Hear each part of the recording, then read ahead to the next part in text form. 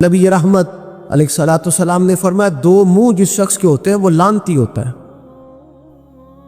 دو منہ، یا رسول اللہ دو منہ کس کے ہوتے ہیں؟ فرمایا ایک کے پاس جاتا ہے تو کہتا ہے تیرا ہوں، پلٹ کے دوسرے کے پاس آتا ہے تو اسے کہتا ہے میں تیرا ہوں۔ سب کا بنا رہتا ہے۔ کچھ لوگوں کو شوق ہے سارے مجھے اچھا کہیں۔ کیوں تجھے سارے اچھا کہیں بھائی؟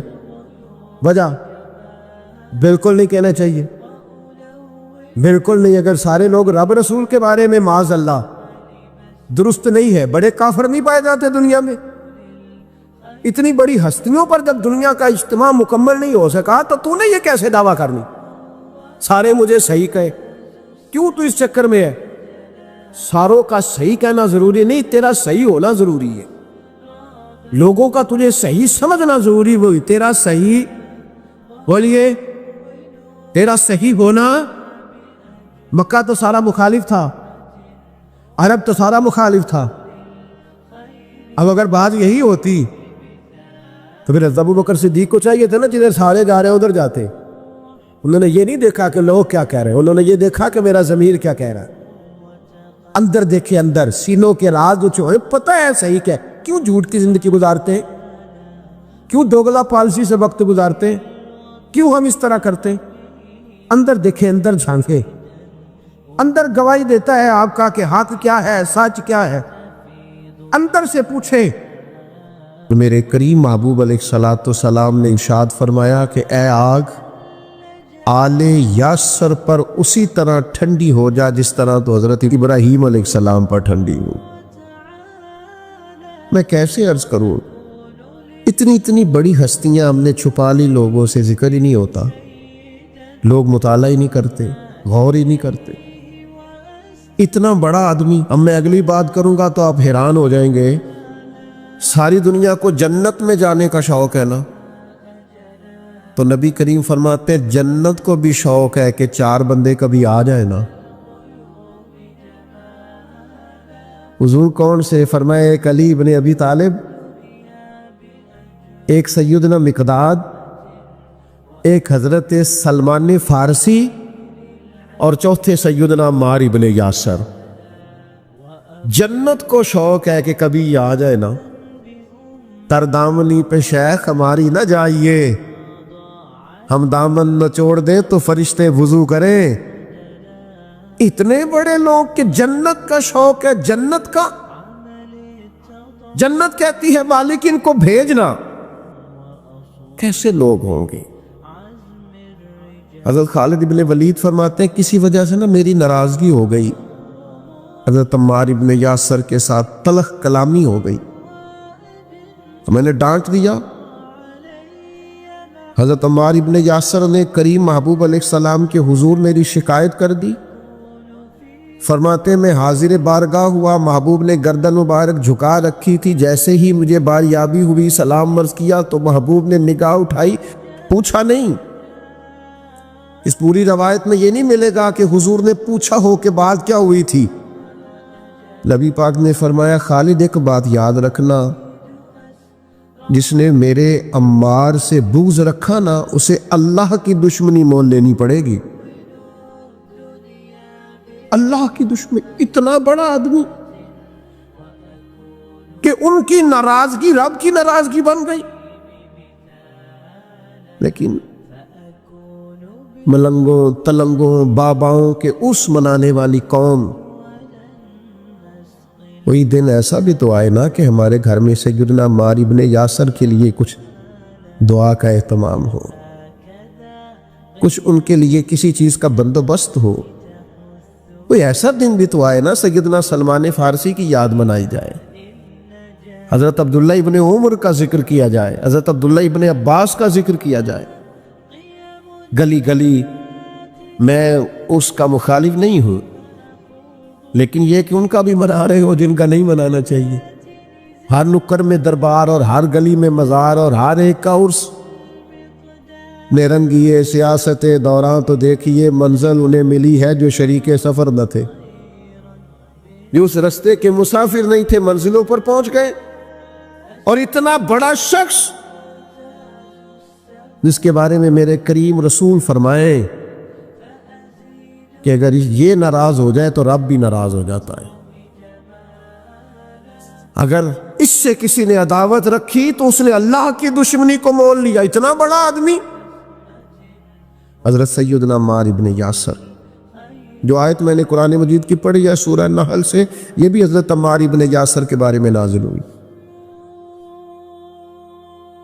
حضرت عمار ابن یاسر رضی اللہ تعالیٰ عنہ کے پورے خاندان کو کفار نے گھیر لیا، مارنا پیٹنا شروع کیا، آپ کو بھی، آپ کے بھائی کو بھی، آپ کی والدہ کو بھی، آپ کے والد کو بھی. اتنا مارا کہ لہو لہان کر دیا، زخم پہ زخم کھا کے جی خونے جگر کے گھونٹ پی اور آہ نہ کر لبوں کو سی. یہ عشق ہے، کوئی دل لگی نہیں. یہ آزمائش حسن ہے. اگر کسی کو راہ خدا میں آئے تو سیدنا عمار ابن یاسر کی والدہ کو اس طرح مارا کہ ان کی ایک ٹانگ ایک اونٹ کے ساتھ باندھ دی، دوسری کے ساتھ باندھ دی، اور پھر ان کو نیزے مارے حتیٰ کہ 2 حصوں میں کٹ گیا وجود. اور وہ باہمت خاتون درد سہتے سہتے اپنے رب کے حضور حاضر ہو گئی. پھر ان کے والد کو شہید کیا. کس کے لیے؟ کس کے نام پر؟ کس وجہ سے؟ پھر ان کے بھائی کو شہید کیا. پھر جناب عمار ابن یاسر وہ سخت صدمے میں تھے، پھر ان کو مار رہے، پھر ان کو مجبور کیا کلمات کفر کہنے کے لیے. ان کے منہ سے نکل گئے، انہوں نے ایسے کلمات کہہ دیے جو معاذ اللہ کفریات تھے. اب اتنا زد و کوب ہوا، تکلیف دی، بول دیا انہوں نے. لوگ دوڑے گئے نبی کریم کی بارگاہ میں، عمار تو معاذ اللہ کافر ہو گئے. بات بتانے والے نے تو بات بتا دی، پر جو جواب آیا وہ بڑا نرالا تھا کہ حضور اس نے کفر کیا ہے. محبوب فرمانے لگے خاموش ہو جا، عمار سر سے لے کر پاؤں تک ایمان ہی ایمان ہے. فرمایا ایمان تو اس کے خون کے اندر، اس کے وجود کے اندر، اس کے لہو کے اندر، جسم کے اندر سرایت کر گیا ہے ایمان. اور جس کے سینے میں، گوشت میں، لہو میں سرایت کر جائے وہ کیسے کافر ہو سکتا ہے؟ لیکن چونکہ انہوں نے مجبوراً یہ کہا تھا، پھر وہ خود دوڑے ہوئے آئے، عرض کی یا رسول اللہ پتہ نہیں کیا حال کر دیا کہ میرے منہ سے کلمات نکل گئے. محبوب فرمانے لگے تو کلمات کی چھوڑ، دل کی بتا، دل کی بتا، تیرے دل کی کیفیت کیا ہے؟ عرض کی یا رسول اللہ دل تو ہر لمحے کے لیے ایمان پر مطمئن ہے. تو محبوب نے فرمایا کوئی بات نہیں، پھر جان بچانے کے لیے ایسا کرنا پڑے تو حرج ہے. کوئی ڈٹ جائے نہ کفر کرے تو اعلیٰ شہید ہے، لیکن اپنی جان بچانے کے لیے کسی نے مجبور ہو کر صرف زبان سے یہ کلمات کہہ دیے تو حرج. حضرت عمار کا مسئلہ تھا نا، ایک ایماندار کا مسئلہ تھا نا، اور بندہ وہ ہے جس کی رضا رب کی رضا، جس کی ناراضگی رب کی ناراضگی. تو سرکار نے تو بیان کر ہی دیا، لیکن میرے مالک نے کرم فرمایا اس بات کا قرآن میں بیان فرما دیا. سورہ نحل دیکھیے، ارشاد فرمایا اللہ تعالیٰ نے، فرمایا من کفر باللہ من بعد ایمانہ، جو بھی اللہ کے ساتھ کفر کرے ایمان لانے کے بعد، الا من اکرہا، مگر وہ جو مجبور کیا جائے، وقلبہ مطمئن بالایمان، لیکن اس کا دل ایمان پر مطمئن ہو. مطمئن بالایمان، دل ایمان پر مطمئن ہو، لیکن مجبور کر دیا جائے اللہ کے ساتھ کفر کرنے پر، تو اس بندے پر کوئی حرج ہے. ہاں حرج کس پر ہے؟ وَلَٰكِن مَّن شَرَحَ بِالْكُفْرِ صَدْرًا، جس کا سینہ اگر کفر کے لیے کھل گیا، مرتد ہو گیا اور جان بوجھ کر کفر کیا، تو فَعَلَيْهِمْ غَضَبٌ مِّنَ اللَّهِ، یہ لوگ اللہ کے غضب کے سزاوار ہیں. اور فرمایا وَلَهُمْ عَذَابٌ عَظِيمٌ، ان کے لیے بہت بڑا عذاب ہے. لیکن جو مجبور کیا جائے، معنی کیا ہے اس آیت کا؟ معنی کیا ہے؟ مفسرین فرماتے ہیں کہ چونکہ حضرت عمار کے بارے میں آئے تو اس کا معنی یہ ہے کہ رب فرماتا ہے عمار نے کفر نہیں کیا، وہ مجبور کیا گیا تھا۔ اس کی گواہیاں اللہ کا قرآن بیان کرے۔ کیا وہ لوگ اس قابل نہیں ہیں کہ ان کے نام پر جان واری جائے؟ میں بڑا شروع سے مجھے عقیدت ہے سیدنا عمار ابن یاسر، بڑی شروع سے۔ موضوعات بہت زیادہ ہوتے ہیں، ہر عنوان پر بات کرنا کئی دفعہ آسان نہیں ہوتا۔ اتنی عقیدت ہے، میں نے تو اپنے بیٹے کا نام بھی عمار رکھا ہے فیض و برکات لینے کے لیے۔ اتنے بڑے لوگ، ان کے فضائل، ان کے کمالات، ان کی خوبصورتیاں، یہ المعجم الاوسط کے اندر حدیث ہے۔ ذرا یہ انداز دیکھیے، بندہ سادہ ہے، کافر مارتے ہیں، تکلیفیں دیتے ہیں، پھٹے پرانے کپڑے ہیں، بظاہر لباس بڑا سادہ ہے، تو ذرا کریم کے لفظ تو دیکھنا، یہ ذرا عطا کرنے کا رنگ تو دیکھنا، یہ حضور کے دینے کا، نوازنے کا، رحمت کرنے کا انداز تو دیکھنا۔ حضور فرمانے لگے کچھ لوگ ایسے ہیں کمبل پوش سادے لوگ کہ عام لوگ انہیں کچھ بھی نہیں سمجھتے، لیکن وہ اللہ کو قسم دے دینا، رب ان کی قسم پوری کر دیتا ہے۔ یہ لفظ کہتے کہتے جب گویا صحابہ کی پوری توجہ ہو گئی تو حضور فرمانے لگے وہ رب کو قسم دے دینا، قسم، اللہ ان کی قسم کو پوری کرتا ہے۔ اور فرمایا ان میں یہ میرا عمار ابن یاسر بھی ہے۔ یہ اللہ کو کبھی قسم دے دینا، میرا عمار کبھی کہہ دے کہ مالک تجھے قسم ہو، میں وہ کریم میرے عمار کی قسمیں پوری کر دیتا۔ کمبل پوش سادہ، اور انداز یہ کہ نرالے لوگ، اپنا سب کچھ قربان کرنے والے، ماں قربان کر دی حضور کے نام پر، باپ قربان کر دیا، بھائی قربان، جیم جان دا کچھ وسع نہیں ہو، جان یار نو دے خاں تے شاد ہو جا، اس سے دل دہن فساد سارے، دل بر نو دے تے آزاد ہو جا، جو رکھے آباد تے رہو وسدا، تے جدو کرے برباد ہو دو، برباد ہو جا۔ مارو مینو مارو مکاؤ، کوئی عذر نہ پیش لے آواں، جے سونا ہی میرے دکھ وچ راضی، جے سونا ہی میرے، ماں چلی گئی، باپ چلا گیا، بھائی چلا گیا، وطن چھوڑ کے مدینے آ گئے، جے سونا ہی میرے دکھ وچ راضی تے سکھ نو چلے ڈاواں۔ اس سکھ کا کیا کرنا ہے؟ جس سکھ میں اللہ رسول نے کہا تیرے لیے دکھ بہتر ہے تو بس ٹھیک ہے، سے ثبوت نہ پوچھو میں تھو نظر کرم کد ہوئی، اے میں جانا یا دل بر جانے، اے غیر نہ جانے کوئی، یہ تو راز کی بات ہے۔ فرمایا یہ ہے وہ عمار، یہ کبھی قسم دے دے تو اللہ قسم بھی پوری کر دیتا ہے۔ اور پھر دلیر آدمی، پتہ ہے کتنی عمر پائی ہے؟ کچھ نے لکھا ہے 91 سال، کچھ نے لکھا 93 سال، کچھ نے لکھا 94 سال، اور آخری وقت بھی لڑتے ہوئے شہادت ہی قبول کی ہے۔ ہاں، عشق سچا ہو تو رب بڑھاپے میں بھی جوانی دے دیتا ہے۔ 94 سال کا بزرگ کیا اتنی ہمت رکھا کرتے ہیں کہ وہ میدانوں میں نکلے؟ لیکن جناب عمار ابن یاسر آخری دم تک جنگ یمامہ میں گئے، ختم نبوت کے محاذ پر جہاد کرنے۔ جنگ یمامہ میں کچھ کھلبلی مچ گئی، کچھ لوگ ادھر ادھر ہٹنے لگے تو حضرت عمار ابن یاسر دوڑ کے پہاڑی پہ چڑھ گئے۔ وہ کہا کدھر جا رہے ہو سارے؟ ادھر آؤ، میں عمار ابن یاسر ہوں، میدان چھوڑ کے نہیں جانا، واپس آؤ۔ لوگوں کو ان کی بات سے ڈھارس ہوئی، فرمایا آؤ سارے مل کے حملہ کرتے ہیں، اللہ اسلام کو فتح عطا فرمائے گا۔ اس جنگ میں ان کا ایک کان کٹ گیا، کافر نے تلوار ماری تو ایک کان کٹ گیا۔ ایک شخص نے تانا دیا، میں اپنے دوستوں سے اکثر کہتا ہوں کبھی تانوں کا مزہ بنا لو نا. دیکھو بندہ کہو مولوی صاحب تو کس وجہ سے کہہ رہا ہے؟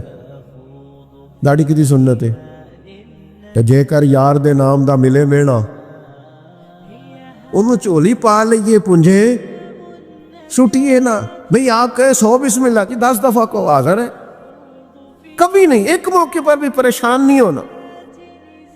آپ کو اس کے نام کا تانا ملے تو صحیح, اس کا تو مزہ ہی بڑا ہے, اس کا سرور ہے. آپ لے کے تو دیکھیں مزہ بڑا ہے. ہمارے ایک بزرگ تھے, استاد تھے, لوگ کہتے تھے ڈاڈے بڑے ہیں, تو ہم کبھی ان کے ساتھ گزرتے تھے یا وہاں سے ہو کے آتے تھے تو لوگ تانے دیتے تھے.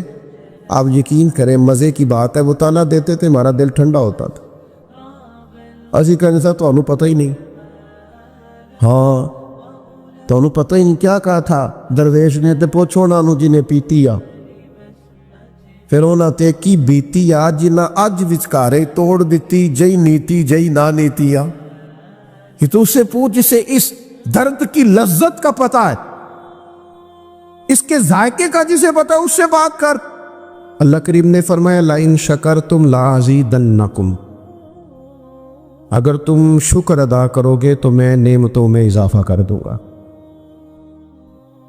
اب یہاں مفسرین کرام نے ایک باریک بات لکھی ہے, وہ کہتے ہیں اضافہ ہوگا نا تو اضافہ اس چیز میں ہوتا ہے جو پہلے موجود رہے. تو شکر کرنے کے 2 فائدے ہوئے کہ پچھلی نعمت محفوظ ہو جائے گی اور مزید رب کریم اس میں اضافہ فرما دے گا. شکر کا مزاج کرنے سے, پیدا کرنے سے انسان, پہلا فائدہ یہ ہوتا ہے کہ نعمتیں محفوظ ہوتی ہیں, ان میں اضافہ ہوتا ہے. دوسرا فائدہ یہ ہوتا ہے کہ جب آپ نعمتوں کا شکر ادا کرتے ہیں تو رب سے جڑتے ہیں, اللہ سے تعلق مضبوط ہوتا ہے. نعمتیں چونکہ رب کریم دیتا ہے, اور جب بندے اپنے مالک کا شکریہ ادا کرتے ہیں تو گویا وہ اپنے رب کی بارگاہ کے اندر عرض کرتے ہیں کہ مالک تو نے بڑی کرم نوازیاں فرما دی ہیں. تو اللہ کی بارگاہ کے قریب ہونے کا ایک ذریعہ شکر بھی ہے. تیسری بات, نعمتوں کا ذکر انسان کو سکون دیتا ہے. نعمتوں پر شکر کرنے سے انسان کا دل ٹھنڈا ہوتا ہے. جب ہم شکریہ ادا نہیں نہ کرتے تو پھر ظاہر ہے ہم خواہشات کرتے ہیں, میرے پاس یہ نہیں ہے, میرے پاس وہ نہیں ہے, مجھے فلاں چیز مل جاتی تو کیا ہی اچھا ہوتا, دیکھو فلاں کے پاس فلاں چیز ہے میرے پاس نہیں. یہ جتنی بھی چیزیں ہیں نا یہ بے چینی پیدا کرتی ہیں. ان باتوں سے انسان کی طبیعت میں تلخیاں پیدا ہوتی ہیں. یہ چیزیں اس کے لیے ہمیشہ تکلیف کا سامان ہوتی ہیں, چونکہ وہ بار بار جب یہ کہتا جاتا ہے تو مزاج شکوے والا بن جاتا ہے. شکوہ ہمیشہ تکلیف دیتا ہے اور شکر ہمیشہ سکون دیتا ہے. کوئی جتنے زیادہ شکوے کرے گا اتنا زیادہ الجھ جائے گا, اور جتنا زیادہ شکریہ ادا کرے گا اتنا زیادہ مطمئن ہوتا جائے گا. اس لیے نبی پاک صلی اللہ تعالیٰ علیہ وسلم نے فرمایا مومن ہر حال میں خیر میں ہے. یا رسول اللہ کس طرح؟ فرمایا مصیبت آئے تو صبر کر کے رب سے اجر لے لیتا ہے, اور نعمت ملے تو شکر کر کے اپنے رب سے اجر لے لیتا ہے.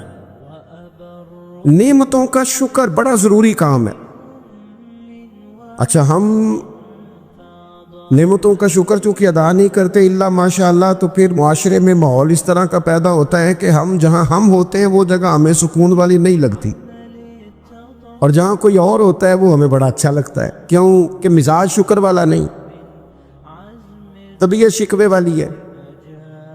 او بھئی جہاں میں بیٹھا ہوں, جس جگہ آپ سیٹ پر بیٹھتے ہیں, جس شعبے سے آپ کا تعلق ہے, جس جگہ آپ ڈیوٹی کرتے ہیں, یہ ہم اپنی مرضی سے تھوڑی بیٹھے ہیں,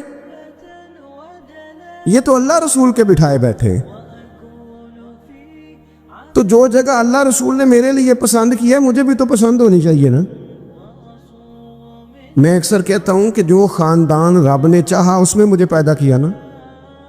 بندے کی چوائس تو نہیں نہ ہوتی کہ یا اللہ مجھے فلانے قبیلے میں پیدا کر دے. خالص عطیہ الہی ہے نا. تو جو دادا جی اللہ نے میرے لیے پسند کیے ہیں مجھے خود بھی تو ان کو پسند کرنا چاہیے نا. جو چاچا جان, جو ماموں جان, جو ننہال ددیال والے اللہ نے میرے لیے پسند کیا. کس بات کا شکوہ کہ میرے فلانے رشتہ دار ٹھیک نہیں تو فلانے ٹھیک نہیں تو فلانے غلط ہے. یہ تو طبیعت کو بے چین کرنے والی بات. او بھائی رب کریم نے جو میرے لیے چاہا. میں اپنے دوستوں سے ایک بات اکثر کرتا ہوں, میں کہتا ہوں کہ زندگی میں سکون لینا ہے تو اپنی سوچ اس طرح کی بناؤ. میری سوچ اس طرح کی ہے کہ جس طرح کے ماں باپ اللہ نے مجھے دیے ہیں شاید کسی کو نہیں ملے. جس طرح کے استاد رب کریم نے مجھے دیے شفقت کرنے والے شاید کسی کو نہ ملے. جس طرح کے مرشد اللہ نے مجھے عطا فرمائے شاید کسی کو نہ ملے. جس طرح کے شاگرد اور جس طرح کے سالکین طریقت محبت کرنے والے دوست مرید احباب مجھے ملے کسی کو نہیں مل سکتے. آپ اپنی زندگی میں یہ مزاج پیدا کریں گے. چیزیں شکر لاتی ہیں زندگی میں, یہ شکر لاتی ہیں. اللہ کی جتنی بھی نعمتیں ہیں, جتنی بھی نعمتیں, دیکھیں نا حضرت سعدی شیرازی کو جوتا اٹھا کے لے گیا تھا مسجد سے, تو جوتا اٹھانے والے تو اٹھا ہی لیتے ہیں, اور موبائل لے جانے والے بھی موبائل, لیکن موبائل لے کے جا سکتے ہیں, تعلقات نہیں لے کے جا سکتے. موبائل لے کے جا سکتے ہیں, آپ کی آواز چھین کے نہیں لے جا سکتے. وہ غلط فہمی کا شکار ہوتے ہیں کہ ایک چیز ہم نے لے لی. بھئی بہت ساری چیزیں آپ کی رسائی نہیں, آپ جا ہی نہیں سکتے وہاں تک. بھائی حضرت سعدی شیرازی کا نا کوئی جوتا اٹھا کے لے گیا مسجد سے, تو آپ کا خادم کہنے لگا بڑا ہی بھائی کوئی نالائق آدمی ہے جو حضرت شیخ کا جوتا اٹھا کے لے گیا. تو حضرت ہنس پڑے, کہنے لگے جوتا ہی لے گیا نا, کہیں پیر تو نہیں نہ لے کے گیا. پیر سلامت ہیں تو اللہ تعالیٰ جوتا اور بھی عطا کرے گا.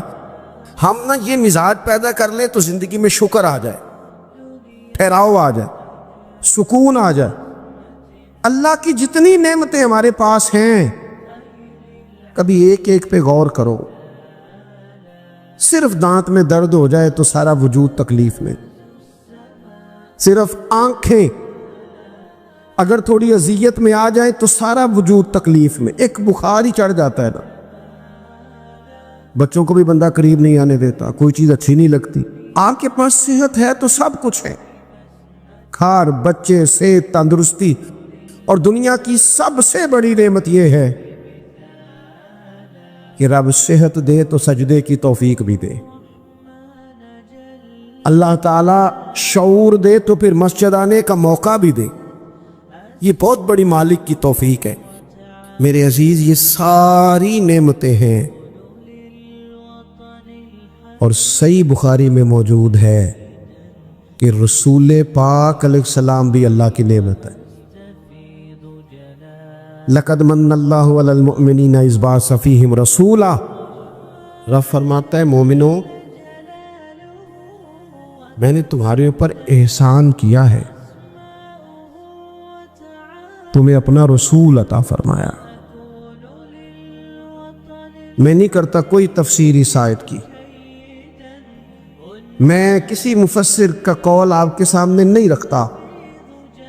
خدا را میری ملت کے جوانوں, یہ قرآن مجید کی آیت محکم ہے, کوئی متشابہات میں سے نہیں ہے, محکم ہے, واضح ہے. پورے میلاد شریف میں پورے حضور علیہ السلام کی محبت کے عنوان میں, نبی پاک کی سیرت کے عنوان میں, غلامی کے عنوان میں, تذکروں کے عنوان میں, حضور کی نعتوں کے عنوان میں, حضور کی سنت شریعت پر عمل کرنے کے عنوان, ایک بات صرف ایک, کہ کائنات کا پیدا کرنے والا رب کہتا ہے یہ رسول تم پر میرا احسان ہے. اللہ کہتا ہے یہ میرا احسان ہے, یہ میرا احسان ہے. دوستو اگر ہم تھوڑا سا دیکھو نا, میں نے زندگی میں وہ لوگ دیکھے ہیں جو نا نعمتوں کے چھن جانے سے خوف میں رہتے ہیں, آزمائش کا شکار رہتے ہیں, ڈرے ڈرے سہمے سہمے رہتے ہیں کہ یار بڑا فضل ہے خدا کا, کہیں کچھ چیز چھن نہ جائے. یعنی کسی بیمار کو دیکھ کے جب کوئی آدمی کانپتا ہے, لرزتا ہے اس کا وجود, تو مانا کیا ہوتا ہے کہیں میری صحت بھی نہ چلی جائے. جب کوئی دنیا سے رخصت ہوتا ہے تو لوگ زندگی کی نعمت کو سوچ کر خوف کھاتے، خدا نہ خواستہ کسی کا عزیز بچھڑ جائے تو لوگ اپنوں کو یاد کر کر کے روتے ہیں۔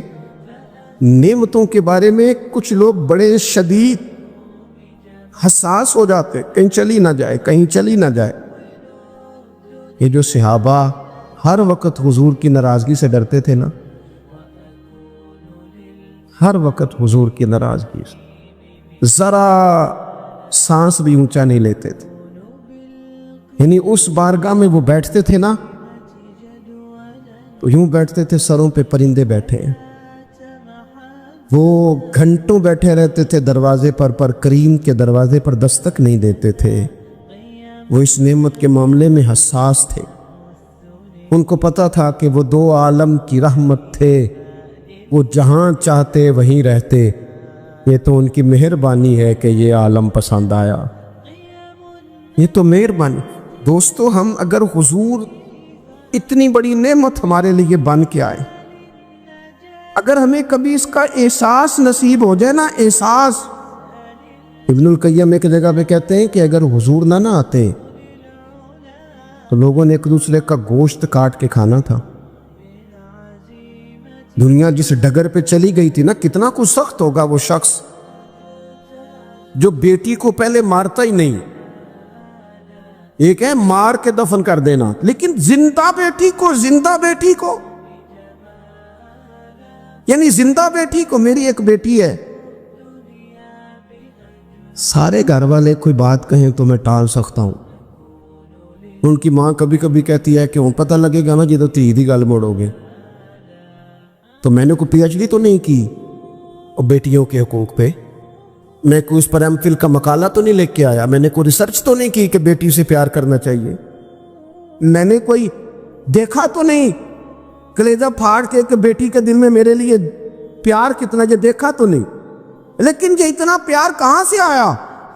یہ جو بیٹی کے جانے کا، حالانکہ بیٹی نے جانا ہوتا ہے، یہ بیٹی کے جانے کا تصور کر کے لوگ رو پڑتے ہیں، یہ جو زندگی لگا دیتے ہیں کہ میری بیٹی خوشحال رہے، اس کے گھر میں رونق رہے، اس کی طرف سے ٹھنڈی ہوا ہے، تو یہ وہی لوگ ہیں، یہ وہی انسان ہیں، یہ وہی زمین ہے جس زمین پر لوگ بیٹی کو مارتے بھی نہیں تھے، زندہ بچی پیدا ہونے والی گڑھا کھود کے اس میں رکھ کے مٹی ڈال دیتے تھے، زندہ بیٹیاں دفن کر دیتے تھے۔ رب کہتا میں نے احسان کیا تم پہ، میں نے احسان کیا، کیا؟ میں نے تمہیں اپنا رسول دیا، لقد من اللہ علی المؤمنین اذ بعث فیہم رسولا، میں نے تمہیں رسول دیا، اس رسول نے نا تمہیں کر کے دکھایا کہ بیٹی کے ساتھ کیا کرنا ہے۔ جب بھی سیدہ فاطمہ آئی حضور اٹھ کے کھڑے ہو گئے، بیٹی کا ماتھا چوما، اپنی جگہ پہ بٹھایا، اعزاز دیا، کرم کیا۔ کسی کافر کی بیٹی بھی آ گئی تو رسول کریم نے چادر اتار کے بیٹی کے سر کو ڈھانپ دیا۔ رسول پاک کے گھر میں بہن آ گئی، رضائی بہن، تو محبوب نے ساری ازواج سے کہا جو جو تمہارے گھروں میں اکٹھا کر کے لے آؤ، جو ہے لاؤ سارا اکٹھا کر کے، اس لیے کہ میری بہن آئی ہے۔ پھر میرے قریب نے فرمایا اگر تو کہے تو تیرے لیے مدینے میں گھر نہ بنا دوں، تو یہیں رہ جانا، یہیں رہ جا۔ تو حضرت شیمہ عرض کرنے لگی نہیں حضور میں نے واپس جانا ہے۔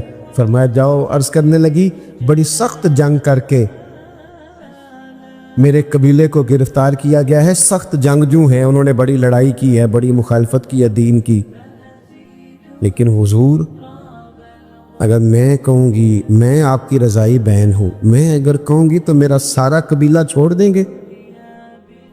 حضور نے فرمایا تو کہہ میں ابھی چھوڑ دیتا ہوں۔ چھوڑ دیا تیرا سارا۔ یہ کہاں سے آئی لطافتیں، یہ حسن، یہ توانائی، یہ شوق؟ مالک کہتا ہے تم نہیں بدل سکتے تھے، یہ میں نے احسان کیا، میں نے تمہیں اپنا رسول عطا فرمایا، تمہیں میں نے اپنا نبی دیا، اس نے تمہارا تزکیہ کر دیا، تمہارا باطن دھو ڈالا، میل کچیل اتر گئے۔ کما ارسلنا فیکم رسولا منکم یتلو علیکم آیاتنا ویزکیکم انہوں نے قرآن پڑھ پڑھ کے تمہارا تزکیہ کر دیا، باطن دھو ڈالے. یہ محبتیں سینہ بسینہ آ رہی ہیں. حضور نے ایسا تزکیہ کیا ہے کہ اب دلوں میں شوق اور طرح کے ہیں، درد اور طرح کے ہیں، باتیں اور طرح کی. غلام بڑا مشکل کام ہے، غلام بننا. یہاں تو ملازمت مشکل ہے، جس کے ساتھ آپ نے باقاعدہ کمٹمنٹ کی ہوتی ہے نا، صبح 8 بجے سے 4 بجے تک کی، اور آپ کی چیزیں طے ہوتی ہیں. وہاں بھی ڈیوٹی کرنا بڑا لوگ مشکل کر دیتے ہیں. بعض افسران کی اخلاقی پوزیشن اللہ ماشاءاللہ اس طرح بڑے بڑے اچھے بھی ہوتے ہیں، لیکن بعض کی اس طرح کی ہوتی ہے کہ بندہ گھٹن کا شکار ہو جاتا ہے کہ جاؤں کہاں. یہ تو ہے صرف آپ، اور آپ اس میں بالکل آزاد ہوتے ہیں. سویرے فارغ ہو جائے، نہیں آتا میں یہ میرا ریزائن رکھو، آپ فارغ ہیں. لیکن جب لوگ غلام بنتے تھے، غلام انہیں خرید لیا جاتا تھا، اور غلاموں کو مارا جاتا تھا تو کوئی ان کا درد محسوس نہیں کرتا تھا. وہ کاٹ ڈالا جاتا تھا تو کوئی درد محسوس نہیں کرتا تھا. درے لے کر جتنے دل کرتا آقا مارتا، کو پوچھنے والا نہیں تھا. یہ دیکھو نا، حالات بدل گئے. سیلاب تو آیا یہاں سے 5 گھنٹے کے فاصلے پر، لیکن یہاں میں نے لوگوں کو روتے دیکھا، آنکھوں میں آنسو دیکھے. بیٹیوں کو کہا، بیٹیاں کہنے لگیں ہمارے جہیز کا سامان لے جاؤ، دے دو سیلاب والوں. مائیں کہنے لگیں کہ یہ بالیاں کس کام کی ہیں اگر حضور کی امت کے کام نہ آئیں.